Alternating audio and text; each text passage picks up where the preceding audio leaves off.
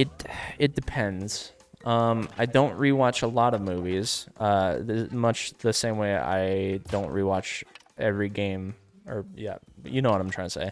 Sure. Um, I think I meant that just more in a general sense. Like, I'm sure there's movies you've rewatched. We're rewatching Dragon Ball Z. I feel like You know? this is a tough one to answer because I know I do it too. There are certain games that I do like to replay, like Dark Souls is a prime example. Oh, fuck me. Sorry. Here you go. No, you're fine. Dark Souls is a game I could probably play for the rest of my life and likely probably will. I don't know what about it ticks that box. It's more atmospheric than any of the other Souls in my mind, much like Demon Souls actually. Because I feel like as the games developed, you kind of got that AAA sense from the games. Dark Souls 1 and Demon Souls felt like they were developed as a passion in my eyes. Whereas 2 wasn't made by the same developers, so we don't talk about 2. And then Bloodborne kind of has that heart in it because it was developed by Miyazaki. Miyazaki was directly overseeing development of Bloodborne. Yeah. Dark Souls. Miyazaki's like the Shinji Mikami of the Souls games. Absolutely. You know who Shinji Mikami is, right? No. He created survival horror. He created Resident Evil. Oh, really? I didn't know that. Shinji Mikami is the one that left Capcom and made Evil Within. That's. Which is why everyone was so hyped on it. It just turned out that Evil Within was not. I didn't know that. I was just like, Evil Within feels like weirdly like. It's because it's the same guy. Okay. Yeah. Yeah, I didn't know the developer of. I'm not good with developers. Like I know the odd one. No, yeah, you're good, bro. I mean, yeah. Now you know. It's just like that guy that. What's his name? Miyazaki. Yeah. Yeah, Miyazaki. What is wrong with me? Or Miyamoto. I must be retarded. Or Kojima. Yeah, Kojima's another one. One of the. I feel like Kojima's the most popular one. I Actually, would say I feel like so. everyone universally knows who he is. Like.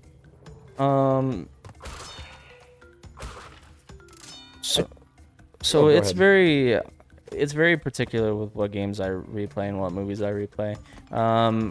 They have to make me think enough about itself, and continue to like twist and pollute what I think about when I experience the thing. So Matrix is like ever changing in my eyes. God, he's a god right there. If that's what you want to call it. God wept on that day.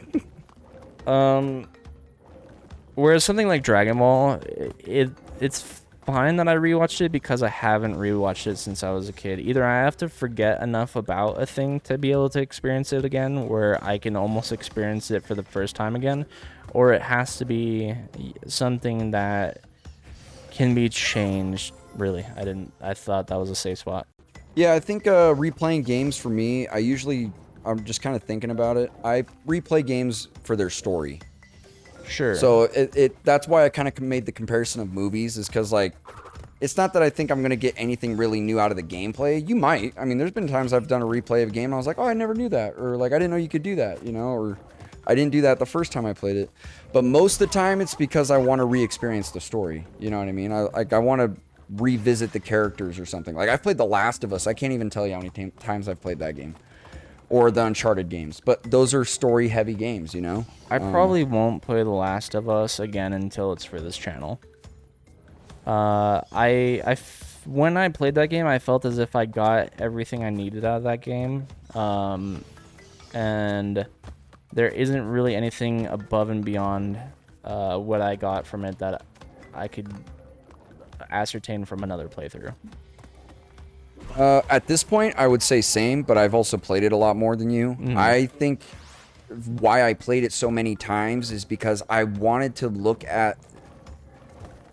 What I like to do when I watch movies or watch shows, especially when I rewatch it, is try to watch it from a different perspective. Sure. Or like when you watch a movie and say there's a twist ending. Then when you go to watch the movie again, now you're looking at the movie with a different frame of reference. You're good, bro. You're good. With a different frame of reference because you know something that you didn't know the first time you were watching it, right? I kind of like to do that with games and movies, but just be like, oh, maybe that line of dialogue was meant to be interpreted a different way or something. Like, I like to overanalyze shit like that to kind of have a better understanding of what the writers are trying to say with the story, you know? Sure, that is totally fine. Go. There you go. Good job. So, the reason I could never do that with Last of Us is because it's all there for you. It's all on the table. There isn't really a twist in my eyes. Like you kind of know exactly where it's gonna go from jump. Oh god. Oh god. Why is that one not? But see, for the case of The Last of Us, I think the replay value in the story and like what to cherish from that is more of I like to see the development of Joel's character, and Sure. it makes me better understand what happens at the end. Which I'm probably going to get into spoiler territory for this game. So if you haven't seen the show or played the game, Dude, then I would recommend that you don't listen to this part. I still haven't watched the show. The show is pretty good. So I recommend either watching it or playing the game. Must be mentally challenged. But I think the decision that Joel makes at the end, where he kills everybody and takes Ellie away and doesn't let them perform the surgery, I liked replaying the game because I wanted to highlight more moments of why I'm like, damn, that was a good moment between them that really shows their connection, these two characters, or the development of their bond. Or I want more lines of dialogue to have a better understanding of Joel's character and why he made that decision by the end of the game. And I think there's a lot to mine from the dialogue throughout the game that just further solidifies why I'm like, this is one of the greatest games ever made. Like, and just gameplay, it's a survival horror game. I think they nailed it out of the park of that. But it's a survival horror game. So it's like a Resident Evil type game. Once again, this is kind of going with what I was saying earlier, where it's like saying this game is like that takes away the innovative part in the gameplay. That's not where the game innovated. The game innovated in storytelling. That game came out in 2013. I don't think there was really a game quite like it at the time. And I think games have, if anything, copied its style in terms of storytelling, and I think it's one of the strongest stories ever told, period. And that's why it's hailed as such in a high regard, in my opinion. But yeah, just I'm kind of running in circles though. But you get my point of why I replayed it. I would say you will feel that way ever more with The Last of Us Part 2. I have not played 2. You know, you're not the only one that told me to play it either. I was a buddy of mine from work. We were talking, he collects retro games, and he was telling me, I was just talking about like what's a game he's played recently, and he was like, I picked up Resident Evil 4, but I haven't played it yet. And I was like, dude, you have to. I was like, did you play the original? And he was like, yeah. And he was like, have you played Last of Us 2? And I was like, no. And he was like, bro, you have to fucking play it. And I was like, really? So, God, Last of Us 2 is a big can of worms because I feel a very particular way about that game. I like it. I actually really do like it.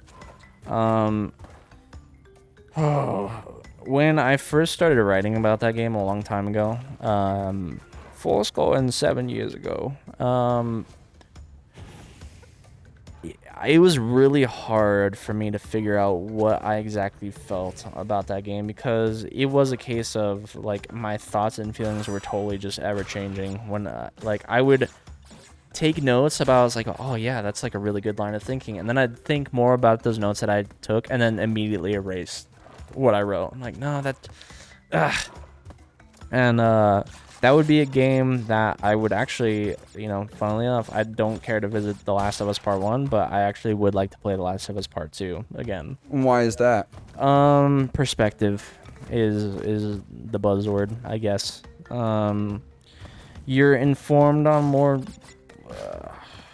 That's kind of what I was saying about the first game. It's funny that you feel the other way. You Well, don't feel okay, that so way about the first game. what's the perspective from the first game? The Fireflies and the good of humanity, and like seeing it from Joel's perspective because he lost a daughter. It's so on the table from the get go. You know, immediately when he loses Sarah, and then it runs Sure, into Ellie. But I think there's more to mine from that character and have an understanding of why he went from I don't give a fuck about anything to I give a fuck about this person and I'll do anything that I can to make sure that she stays alive. I think there's a fuck ton of dialogue to dissect and have a better understanding of why our character has gotten from this point. Like his arc, I think there's a lot to mine from that. Sure. I agree with you, but I could also pretty easily sum it up too. Yeah, he does a lot of idle things. He breakdances, bro. He fucking looks at me right now. I haven't played the second one, so I can't I can't give my opinion on it, obviously, but while I would say it's worthy of talking about, it's pretty easy in my eyes, and maybe I'm just being an asshole here. It's pretty easy in my eyes to sum up, and it's very much the study of the companion cube from Portal, where character exposure, your progress is directly tied to a character, therefore enforcing your emotional investment to the character they're trying to make you attached to, therefore making you sympathize with Joel's choice in the end. It's not an exhausted line of thinking or anything like that. It's just I have a good understanding of it, which is why it doesn't come across nice, dude. It doesn't come across as big a deal to me as maybe someone else. Because in Last of Us 2, there's like two blatantly conflicting sides, and I don't want to say anything too much on it because you haven't played the game for yourself. Sure. Which there's two conflicting sides in Last of Us 1 with the whole Fireflies and development of the cure, but you're not directly related to the cure. Like taking yourself out of it, 100% you'd kill Ellie. You would go for the you'd go for the humanity pick. You would want humanity to nice, but dude. Okay, so but I think that idea in itself is such a really cool, deep concept that I think you can really talk about for a long time. And I think that's why I think there's a lot to... And I get what you're saying as far as just like, guy loses everything and he's going on alone. So trust me, I understand that that's a trope that has been beaten into the ground as far as storytelling. But I think what separates a story like that from every other story that's tried to tell that story, or every other piece of media that has tried to tell a story that has been told before like that, is how you tell that story and what your dialogue is with those characters. It's the why. So right. The thing I appreciated a lot about Last of Us Part 1 was, funnily enough, the small talk. Sure, and yeah, but I think the very end of it, right, where it's like choose this or choose humanity. I think that's a cool, interesting topic that you can talk about for a long time, because what are you really saving if you're not like, is it really humane of you to do that to somebody? And if that's the case, has humanity already lost itself? Is there any humanity to save at that point with the cure? Yeah. You know what I mean? Because the whole game's showing you the state of humanity, and there is no humanity. You know, and I think there's a lot... Holy shit. I won't deny you of your point by any means. I think you're right, because... let's say Ellie does die, or whatever. They do cultivate Ellie's brain, and they scoop... Oh, no! Nice. Oh, I was trying to get that other one. Fuck. And they scoop her brain out of her eyeballs and whatever to Sure. Juice the cure out of her. Sure. Oh, wait, I think I know how. So, yeah, like, is there something that's too far gone? Is this even, like... Does it have to be used in like the early... Nice, dude. Does it have to be used in the early stages of infection? Can all the people actually come back? Like, there's a lot of questions that are there where it's just like... And, okay, so, but another thing is, too, I like that you brought that up. The small dialogue, where you kind of can choose to walk up and have conversations with Ellie. That's not a thing that the game forces you to do. You can just choose to do it, and they kind of come up, and they come as they go. Like, it's like... you can skip right over it if you're just trying to breeze through the game. But I feel like you as the player become more attached with their bond because you chose to have that moment, that small moment. Sure.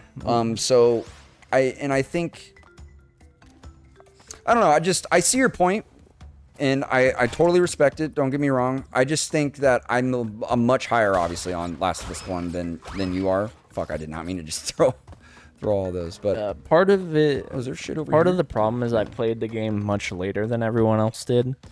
Didn't play it on the PS3 generation. It wasn't until the remaster or whatever it was came out.